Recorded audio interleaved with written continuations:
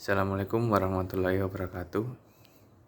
Yang saya hormati Bapak Sigit Priyanto selaku Guru Mapel Bahasa Indonesia. Yang saya hormati dan saya sayangi teman-temanku semua. Marilah kita panjatkan puji dan syukur kehadirat Tuhan Yang Maha Esa yang telah memberikan rahmat dan hidayahnya kepada kita semua sehingga kita dapat berkumpul di tempat ini. Sholawat dan salam kita curahkan kepada junjungan kita Nabi Muhammad SAW, keluarga dan para sahabatnya, sehingga curahan rahmat dan syafaatnya sampai kepada kita. Saya ucapkan terima kasih atas kesempatan yang telah diberikan kepada saya untuk menyampaikan uraian mengenai peran pendidikan moral sejak dini.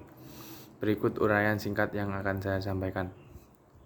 Hadirin yang terhormat, dalam hal ini, tentu orang tua memiliki peran yang sangat penting dikarenakan pendidikan moral usia dini dimulai di lingkungan keluarga.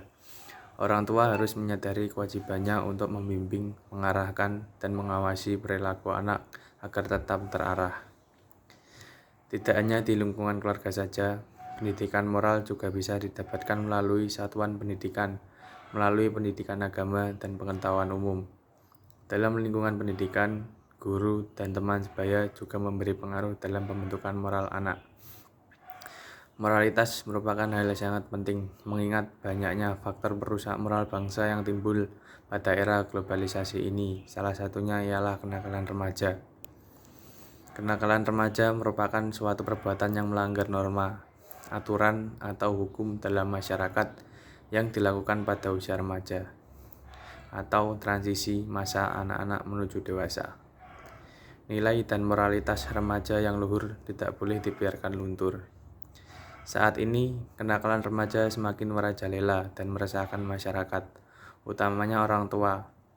Kenakalan-kenakalan yang marak terjadi antara lain membolos sekolah, bullying, tawuran antar pelajar, merokok, gangster, mencuri, pergaulan bebas, maupun penyalahgunaan narkotika.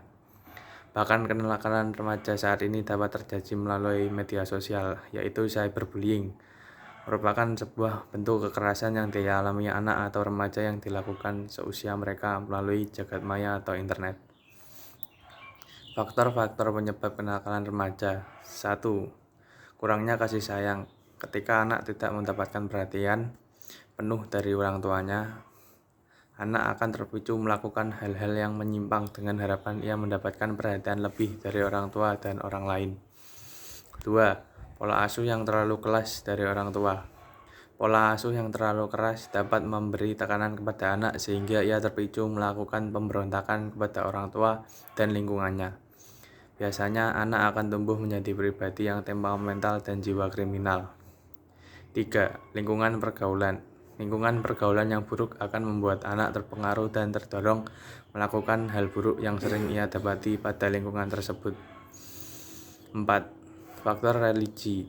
Saat seorang anak tidak dibekali pendidikan agama sejak kecil, ia tidak akan memberi etika serta moralitas yang baik.